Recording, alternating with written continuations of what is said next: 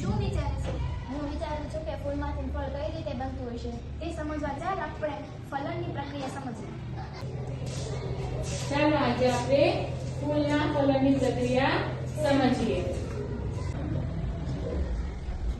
Teacher, આ ફૂલ છે નીચે લીલા કલરનો ભાગ શું છે? ફૂલની અંદર આવેલો આ લીલા કલરનો ભાગ એને શું કહેશું? વજ્રપત્ર. શું કહેશું? અલગ અલગ ફૂલમાં પાંદડી છે એ અલગ અલગ કલરની હોય છે, જેના લીધે ફૂલ રંગબેરંગી દેખાય છે. જો આ બધાને દેખાય છે લાલ કલરની પાંદડી, તો ફૂલ કેવું છે? લાલ. તો આપણે આ પાંદડીને શું કહેશું? લીલા કલરના વજ્રપત્રની જેમ આ પાંદડીને શું કહેશું આપણે?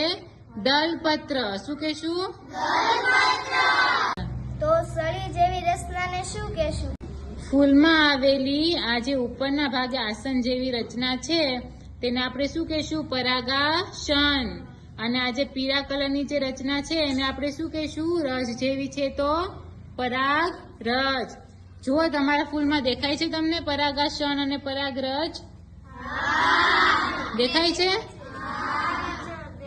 આ છે પરાગાસન, પરાગરજ અને નળી જેવી જે રચના છે એ કઈ છે?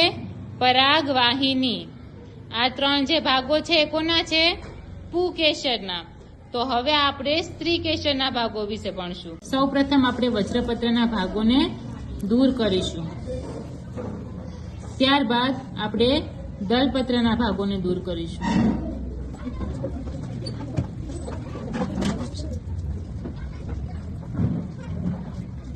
એ સ્ત્રીકેસરની રચના છે, જેને આ ફૂલેલા ભાગને આપણે કહીશું બીજાશય.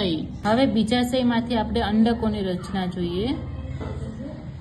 કટરથી પહેલા એને કટ કરશું.